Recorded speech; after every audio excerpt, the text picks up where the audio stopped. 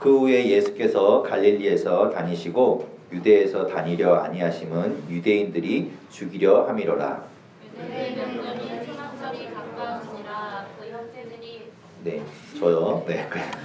그 형제들이 예수께 이르되 당신이 행하는 일을 제자들도 보게 여기를 떠나 유대로 가소서.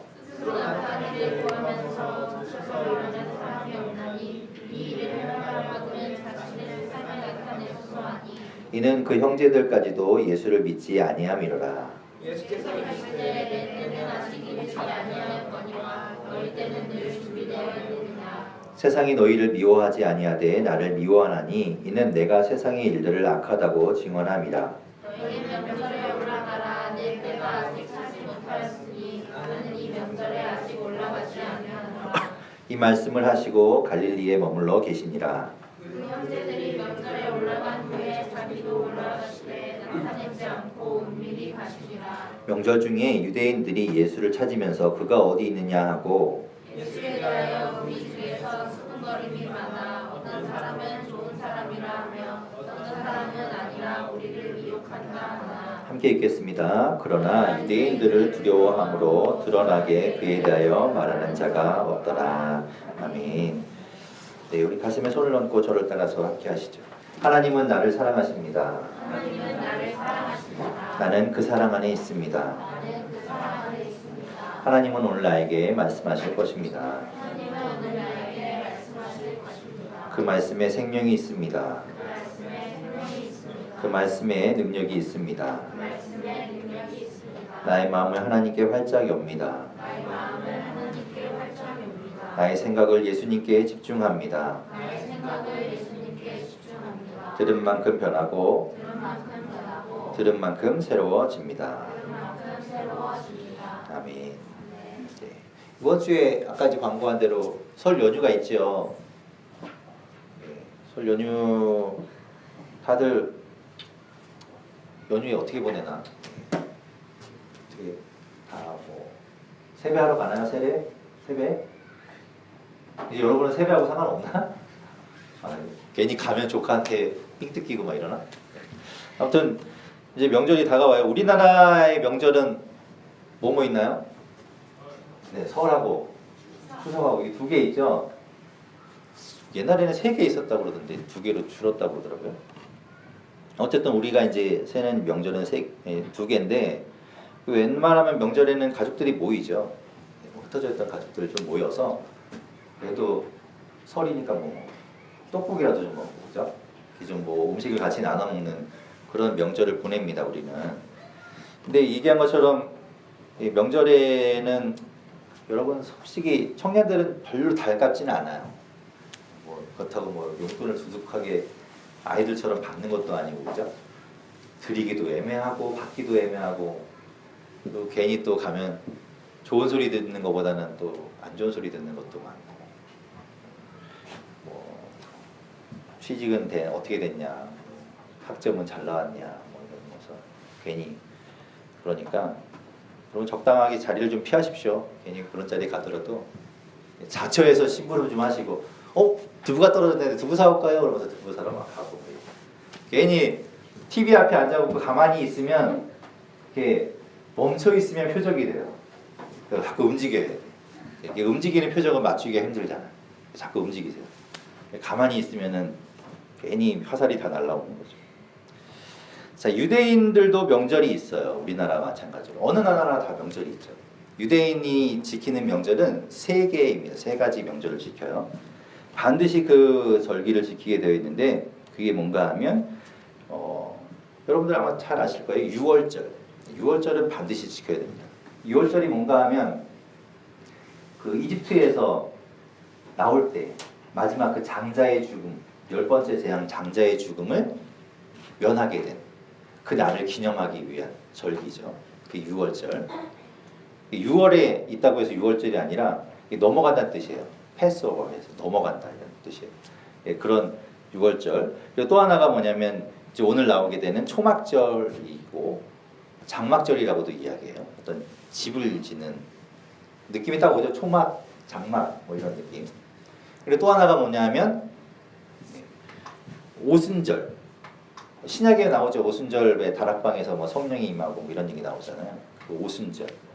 또 다른 말로는 뭐 칠칠절, 맥추절 이렇게 이야기해요. 다 거기 같은 절기를 얘기해요. 이 세 가지 절기를 이스라엘 사람들은 반드시 지킵니다. 이 세 가지 절기에 뭐 하는가 하면 우리처럼 모여서 뭐 떡국 만들어 먹고 윷놀이하고 이런 게 아니라 예루살렘에 모여서 그 성전에서 반드시 제사를 드려요. 그러니까 전국에 흩어져 있던 사람들이 그때만큼은 다 모여서 막 제사를 지내는 거예요. 절기도 한 번 하면 한 일주일씩 절기를 지냅니다. 그들이 모이는 목적, 절기를 지키는 목적은 하나님께 제사를 드리는 게 첫 번째 목적이에요. 자, 오늘 이야기의 배경은 언제인가 하면 오늘 2절 말씀에 보면 이렇게 되어 있어요. 2절 보면 제가 읽어볼게요. 이렇게 되어 있습니다. 유대인의 명절인 초막절이 가까운지라. 이제 세 가지 명절 중에서 유월절, 초막절, 뭐 오순절, 뭐 칠칠절 요 세 개의 절기 중에 지금 뭐가 가까웠다고요? 초막절이 가까워졌을 때. 그러니까 그 얘기는 뭐예요? 이제 예루살렘으로 가야 할 때가 가까운 거예요. 가야 돼. 이제 제사 드리러 가야 되는 그때가 온 거죠. 초막절이 뭐냐? 또 잠깐 알아봐야 되겠죠. 초막절은 뭔가 하면 어떤 절기인가? 레위기 23장 33절에서 44절에 이제 하나님께서 절기를 이야기하실 때 이 초막절을 이야기하세요. 이 초막절을 지켜라. 이게 뭐냐면 아까 얘기했듯이 느낌 오잖아요. 집 짓는 이집트에서 탈출한 이 이스라엘 백성들이 가나안 땅에 들어가기까지 광야에서 40년을 보냅니다. 근데 그때 보낼 때 뭐 계속 움직여야 되니까 이런 건물을 짓진 않았겠죠. 튼튼하게 뭘 짓지는 못했을 거예요. 그러니까 텐트를 짓고 빨리 움직여야 되니까 텐트를 만들고 텐트가 뭐 지금처럼 어떤 폴리에스테르 재질로 뭐 잘 좋은 게 있는 게 아니니까 나뭇가지나 뭐 이런 거 가지고 주변에 있는 걸 이용해서 이렇게 장막을 만드는 거죠. 그래서 그거를 기념하기 위한 게 초막절이에요. 광야에서 지냈던 것들을 평생 기억해라. 대대로 기억해라. 너희가 이집트에서 나와서 가나안 땅에 들어가기까지 40년 동안 광야에 있었던 것을 기억해라. 그때 하나님께서 지켜주셨던 것을 기억해라. 그리고 감사해라. 이게 바로 초막절의 의미예요. 왜 초막절을 지내는가? 지금도 그래서 이스라엘에서는 초막절이 되면 집에다가 이제 만들어요. 텐트를 그 재료를 팔겠죠. 그 나무 이렇게 야자나무 있잖아요. 큰 이파리 된 거. 그런 거 사다가 이렇게 얼비설비 이렇게 해갖고 집을 만드는 거예요. 아이들 장난 뭐 텐트 같이 만들어서 뭐 앞마당에다 만들던 뭐 하여튼 옥상에다 만들던 만들어서 그 안에 들어가서 누워서 이제 밤하늘의 별을 봐요. 이제 뭐 얼기설기 이렇게 되어 있으니까 보일 거 아니에요, 그죠? 그러니까 별을 보면서 그 자녀들과 함께 누워서 아빠가 이야기해 주는 거예요. 이 초막절이라는 무언가. 우리 조상들이 이렇게 이집트에서 탈출해서 하나님이 보호하시며 광야 생활을 할 때 이렇게 별이 보이는 이런 초막에 지냈지만 하나님이 늘 지켜주셨고 함께했던 그것을 기념하는 날이란다. 그래서 얘기해 주는 거죠. 그게 지금도 행해지고 있어요. 그 초막절의 이제 이 배경입니다. 초막절에 이제 온 이스라엘 백성들이 예루살렘에 모여서 제사하는 때가 된 거죠. 하나님을 기억하는 것, 하나님의 은혜를 기억하는 게 이 절기의 주된 의미이고 목적이에요. 초막절에 이제 사람들이 모입니다. 근데 오늘 말씀에 보면 예수님의 형제들이 있어요. 예수님의 형제들이 예수님 보고 예루살렘으로 가라고 이야기해요. 근데 왜 가라고 하냐면 원래 이 절기의 의미는 하나님께 제사하고 하나님의 은혜를 찬양하는 것, 감사하는 것이 원래 의미인데 그거보다는 사람들이 많이 모이니까 그때 예수님이 가서 그 많은 사람들 앞에 기적을 내가 구세주다라는 걸 딱 보여주면 사람들이 믿지 않겠냐. 그 사람들이 많이 모였을 때 이 절호의 타이밍을 놓치지 말아라 라는 거죠. 그래서 예수님을 올라가라고 이야기해요. 예수님의 형제들도 예수님을 사실은 믿지 않았다고 오늘 말씀에는 기록하고 있어요. 예수님을 믿어서 예수님이 하시는 이야기를 듣고 예수님이 진짜 메시아라는 걸 알고서 사람들을 구원하라는 것이 아니라 사람들이 많이 모였을 때 예수님이 짠 하고 스타처럼 등장해서 예수님이 어떤 높은 자리에 올라가면 당연히 형제들도 뭔가 좀 한 가닥씩 하겠죠.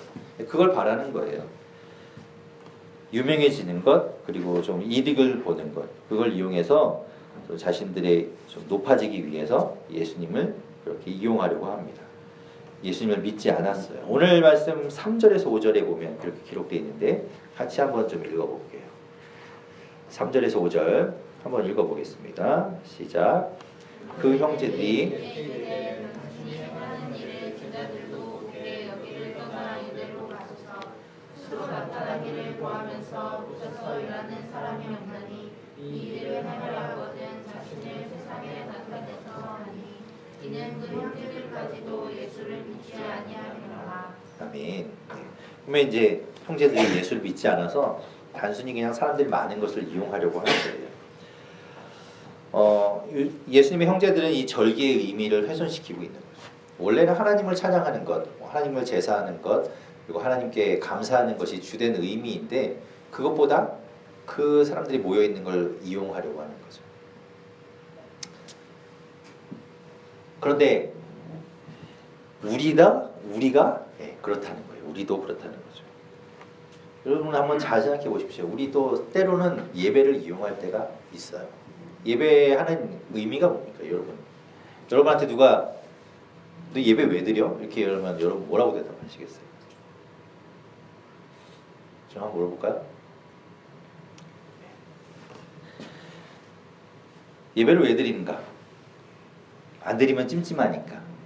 또 아니면 뭐 지금도 혹시 엄마가 가라고 하니까 안 가면 용돈이 막히니까. 아니면 주일에 어차피 할 일도 없고 집에서 혼자 뒹굴니 가서 친구들 만나고 뭐 그런 거. 예배는 어떤 건가 하면 원래는 예배의 정확한 의미는 그거예요. 우리가 처음에 이제 가슴에 손을 얹고 고백하는 거 있잖아요. 하나님이 나를 사랑하십니다. 그 사랑 안에 내가 있습니다. 라고 고백했던 그 문장을 쭉 풀어서 얘기한 게 예배예요. 그러니까 그걸 다시 한번 요약해서 말씀드리면 뭔가 하면 하나님이 우리한테 베풀어 주신 은혜, 하나님이 여러분에게 베풀어 주신 그 은혜에 감격해서 여러분이 하나님 앞에 나와 반응하는 거예요. 여러분이 하나님을 찬양하고 하나님께 감사하고 그런 행위들을 하는 것, 그게 예배인 거예요. 우리가 생각하는 예배. 그러니까 그게 온전한 예배인데 그게 이제 그 의미는 어디론가 가버리고 아까 얘기한 것처럼 다른 걸로 이용하는 거죠. 안 가면 왠지 찝찝해. 안 가면 왠지 일주일 동안 뭐가 잘 안 풀릴 것 같아. 괜히 교통사고 날 것 같고, 그죠? 지금탁처럼 뭐 어떻게 될 것 같아. 그러니까 괜히 예배를 꼭 드려야 될 것 같은 느낌. 뭐 이런 거. 우리가 그렇게 예배를 온전하게 예배의 의미보다는 다른 걸로 예배를 좀 이용하고 있다는 거죠. 그러면 안 되는데 말이죠. 그런데 예수님의 이 형제들도 그랬다는 거예요. 예수님이 이 형제들이 이야기한 것처럼 사람들이 많이 모였을 때 예수님이 짠 등장해서 예수님이 어떤 기적을 베풀고 이게 나타나면 좋겠죠. 사람들이 보고 우와 끝내준다 이러면서 뭐 좋아하겠죠. 그런데 예수님은 그런 방식으로 일하시지 않아요. 어떤 식으로 일하시는가? 예수님은 그런 방식이 아닌 하나님이 택하신 방식이 따로 있다는 거예요. 더 많은 사람들에게 보이는 것, 더 많은 사람들이 한꺼번에 착 나타나는 것, 더 많은 기적을 보이는 것, 그리고 더 많은 세대에 걸쳐서 예수님이 마치 그 도깨비처럼 막 계속 살아있어갖고 있다면 사람들이 볼 때마다 와 진짜 저분이 예수님이구나라고 생각하겠죠. 근데 예수님은 그런 방법 택하지 않는다는 거예요. 예수님은 어떤 방법으로 일하시는가 하면 예수님은 믿음이라는 것을 통해서 일하세요. 믿음이라는 것. 자, 우리가 지금 2층에서 예배를 드리고 있습니다. 여러분 우리 교회 건물 잘 아시죠? 지상 몇 층? 지상 3층. 지하로? 지하 2층. 그러니까 지금 여러분 2층에 앉아 있으니까 밑에까지 다 따지면 지금 저 바닥까지는 몇 층이에요? 네, 4층 뭐 4층 이렇게 되잖아요. 지하 2층까지 우리가 있으니까 지하 2층 지금 지상 2층에 여러분 있으니까 4층 높이에 떠 있는 거예요, 여러분이. 4층 높이에. 예. 새로 캐럿게 알았나 봐요. 그렇구나. 근데 여러분 지금 4층 높이에 지금 여러분이 있는데 여러분 여기 앉아 있다라는 건 뭡니까? 여러분이 이게 지금 안 무너지고 앉아 있다는 걸 믿기 때문에 이렇게 안정적으로 있다라는 걸 알기 때문에 여기 앉아 있잖아요. 만약에 막 금가 있는 게 보이고 이제 막 구멍이 뽕뽕 뚫리고 이러면 여러분이 여기 앉아 있겠어요? 안 앉아 있겠죠. 튼튼해 보이니까 앉아 있는 거예요. 눈에 보이는 거 있잖아요. 눈에 보이는 거. 눈에 보이는 건 눈에 보이면 믿음이 사라져 버립니다. 이게 무슨 얘기인가 하면 이게 지금 우리가 튼튼해 보이잖아요. 이게 내가 뛰어도 괜찮을 튼튼해 보이잖아. 보이면 그때부터는 이제 믿음이라는 게 없어져요. 이게 튼튼하다고 믿기 때문에 여러분 앉아 있는 게 아니라 그냥 당연하게 받아들입니다. 당연. 보이면 그때부터는 당연해요. 이제 믿음의 영역이 아니야. 보이니까. 우리는 이제 이렇게 이야기하죠. 사람들한테 예수님을 전하면서 예수님 믿으십시오. 하나님을 믿으셔야 됩니다. 이렇게 이야기하면 안 보이는데 어떻게 믿냐 그래요. 안 보이는데 어떻게 믿냐.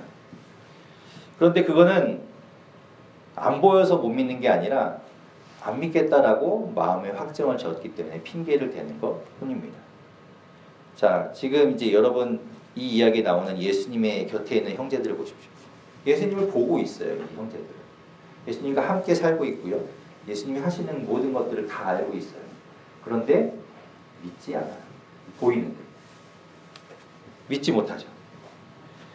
자, 이스라엘 백성들 이야기를 한번 해보면 초막절인데 생각해 보십시오. 초막절 광야에서 40년 동안 사는 동안에 하나님이 그들을 늘 보호했어요. 만나로 먹여줬고요. 메추라기로 먹여줬고요.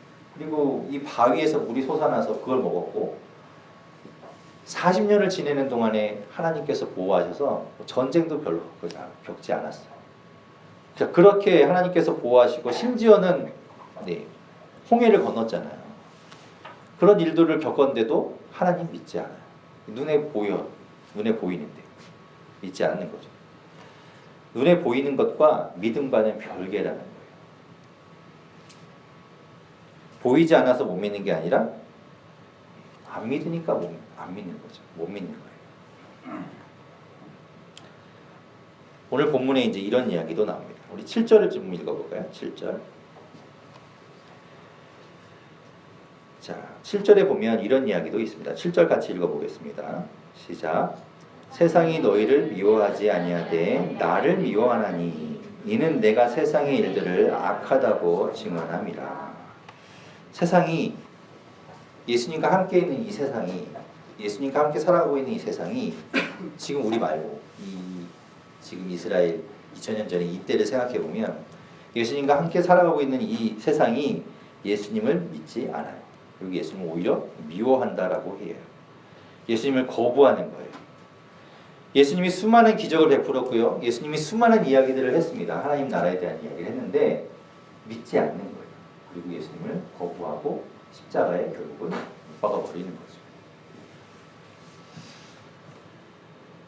우리가 사는 인생하고 비교해보면 이런 거죠. 우리의 삶을 돌아볼 때도 세상이 오늘 7절에 보면 이런 얘기하죠. 예수님께서 세상이 우리를 미워하는 게 아니라 예수님을 미워해요. 예수님을 거부한대요. 자, 그럼 우리의 삶을 좀 돌아봅시다. 여러분이 이제 주일에 예배를 드리고 평일의 삶을 한번 보세요. 여러분이 세상과 부딪히는 일이 있나요? 없나요? 여러분이 삶을 돌아보면서 내가 세상과 부딪히는 일이 없는 것 같은데 나 잘 살고 있는데 아무 문제 없는데 그러면 여러분의 삶도 문제 있는 삶인 겁니다. 이게 무슨 얘기인가 하면 세상과 예수님의 그 가치와는 충돌되게 되어 있어요. 세상이 원하는 가치, 세상의 이상과 예수님이 꿈꾸는 가치, 하나님 나라의 그 가치하고는 서로 충돌되게 되어 있습니다. 여러분은 누구의 편인가? 세상의 편인가? 예수님의 편인가? 예수님 편에 서 있잖아요. 그럼 당연히 세상과도 충돌돼야 돼요. 거리낌이 있어야 돼요. 근데 이상하게 나는 세상과 너무 잘 지내고 있어. 아무 문제가 없어요. 어제 이제 제가 1대1 제자교육 하는 친구가 있었고 그 친구랑도 시험에 대한 이야기를 했는데 내가 세상을 살아가는데 시험이 없어. 어려움이 없어요. 그럼 그게 복일까? 아니에요. 내가 세상을 살아가는데 어려움이 없다라는 건 세상을 사는데 아무 거리낌 없이 그냥 탄탄대로라는 건 복이 아니에요. 그거는 다시 생각해 봐야 돼요. 내가 정말 잘 살고 있는가 생각해 봐야 돼요. 내가 세상에 부딪혀서 예수님의 가치관으로 살아간다면 결국은 계속 부딪히면서 살아갈 수밖에 없는데 그게 없다라는 건 예수님의 가치관이 아닌 세상의 가치관으로 살아가고 있다는 증거인 거죠.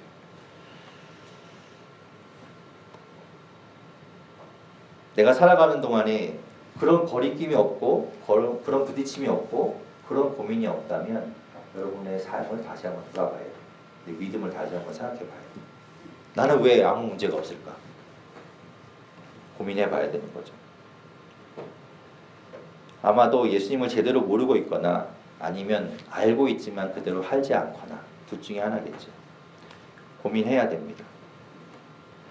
이때 당시에 사람들도 예수님에 대한 고민을 했어요. 예수님에 대한 이야기를 들으면서 전부 다 예수님을 거부한 것은 아니고 예수님을 받아들인 사람이 있었죠. 그래서 예수님의 제자가 된 사람들도 있으니까.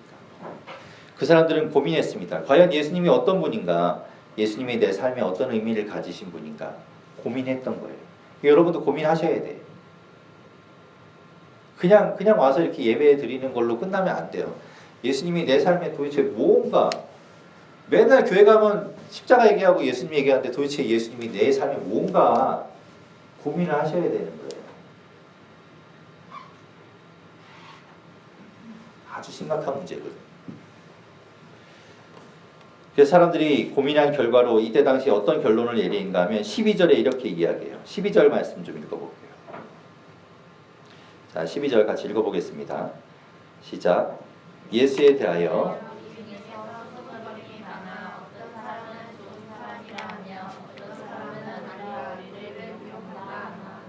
네, 어떤 사람은 좋은 사람이라고 얘기해요. 예수님은.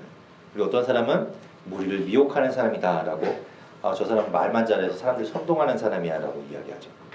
이들은 아마 예수님에 대한 이야기를 듣고 예수님이 베푸시는 기적을 보면서 나름 고민했을 거예요. 저분이 도대체 뭘까? 사기꾼인가? 아니면 마술사인가? 아니면 도대체 정말 뭐길래 저런 일을 하는가? 저런 말을 하는가? 고민했겠죠. 그 내린 결론이 이런 거라는 거예요. 그 외에도 이렇게 많은 사람들 말하는 사람들도 있었어요. 마태복음 16장 13절 14절에 보면 예수님이 제자들에게 물어봐요. 가이사랴 빌립보에서 이렇게 물어봅니다. 제가 읽어보겠습니다. 13절 14절에 예수께서 빌립보 가이사랴 지방에 이르러 제자들에게 물어 이르시되 사람들이 인자를 누구라 하느냐? 이르되 더러는 세례 요한, 더러는 엘리야, 어떤 이는 예레미야나 선지자 중에 하나라 하나이다. 예수님이 제자들에게 물어봐요. 사람들한테 들리는 소문이 나를 뭐라고 하더냐? 어떤 사람은 죽은 세례 요한이 돌아왔다. 어떤 사람들은 또 선지자 중에 하나다. 엘리야나 예레미야 같은 선지자의 환생이다라고 이야기하는 거죠. 그런데 아까 처음에 우리가 읽은 본문의 마태복음처럼 예수님이 좋은 사람, 아니면 무리를 선동하는 사람, 미혹하는 사람, 또 세례 요한, 엘리야, 예레미야, 선지자 중에 하나, 그 많은 사람들이 이야기하는 것 중에 과연 진실이 있나요? 진짜는 없어요. 그들은 이렇다 이야기는 하지만 그들이 이야기하는 것 가운데는 올바른 결론, 올바른 고백은 없어요. 왜 그런가 하면 그들은 진짜 예수님을 실제로 경험하지 못했기 때문에 그래요. 예수님과 함께 예수님이 이야기하시는 것, 예수님이 숨쉬는 것, 예수님이 생각하는 것, 그걸 공유하고 경험해보지 못했기 때문에 이런 이야기들을 하는 거예요. 물론 요즘은 뉴스를 보면은 자기가 경험하고 자기가 한 일인데도 기억이 안 난다고 하는 사람들도 있지만 어쨌든 내가 겪어봐야 돼요. 내가 경험해봐야 올바른 이야기를 할 수 있어요. 자, 사진 하나 볼게요. 사진 하나 보여주세요.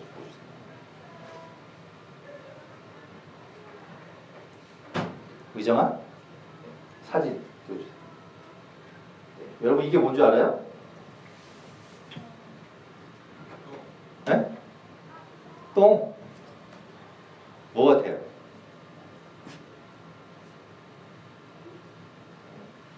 다행히 아무도 모르는 것 같습니다. 아무도 몰라야 돼요. 이게 뭐냐면 송로버섯이에요. 송로버섯. 이름은 들어봤죠? 네. 뭐 세계 3대 진미 뭐 하여튼 그런 건 아니더라도 최소한 프랑스 3대 진미라고 하는 송로버섯입니다. 이게. 먹어본 사람? 먹어보면 안 되는데? 네, 없죠? 네, 다행이에요. 이거 되게 귀한 거잖아요. 땅 속에 있는 그 왜 돼지가 찬다 그러나? 돼지가 찾아내는 향을 맡아서 찾아내는 이 귀한 건데 이게 과연 무슨 맛일까요? 무슨 맛일 것 같아요? 상상을 해보세요. 이게 과연 무슨 맛일까요? 아니 이렇게 프랑스 사람들이 3대 진미라고 부르는 이 저 버섯이 과연 무슨 맛이 날까? 버섯맛? 그냥 버섯맛 나면은 뭐 3대 진미라고 하진 않겠죠. 뭔가 좀 특별한 맛이 나야 되지 않겠어요? 네? 고기 맛? 고기 맛이 날 것 같아요? 또 무슨 맛이 날 것 같아요? 한번 생각해 보세요. 무슨 맛이 날까? 저게. 그래서 여러분 상상했다가 나중에 혹시라도 여러분 저걸 먹게 되면은 자, 이런 맛이었구나. 이렇게. 좋죠. 도저히 상상이 안 되죠?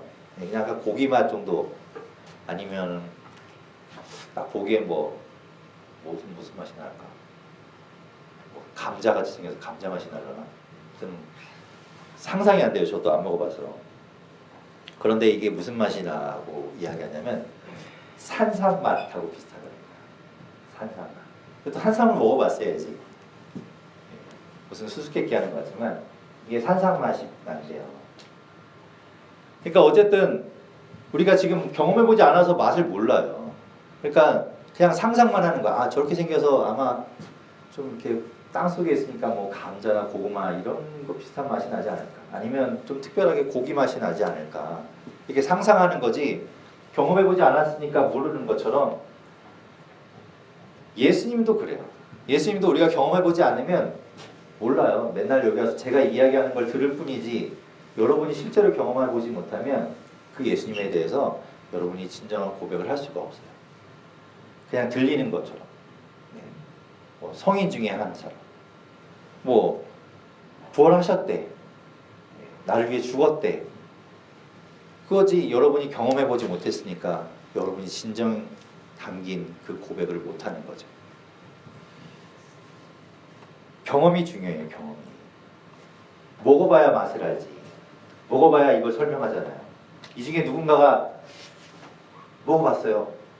이런 맛이 나요. 라고 딱 이야기할 수 있는 사람. 그런 사람이 있으면 그 사람이 얘기가 정답이겠죠. 경험해본 사람만 알 수 있어요. 하나님을 경험해야 돼요. 그래야 우리가 진정한 고백을 할 수 있다고. 그래서 올해 누누이 얘기하지만 올해 표어가 뭐야?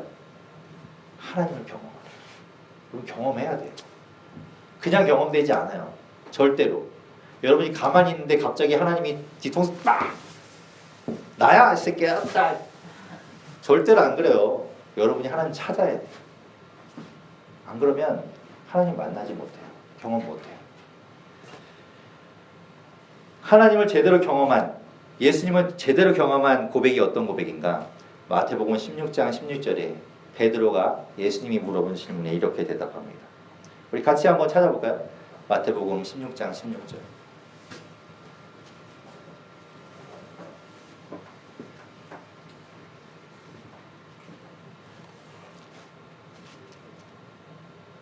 자, 마태복음 16장 16절 이 베드로의 놀라운 고백 같이 읽어보겠습니다.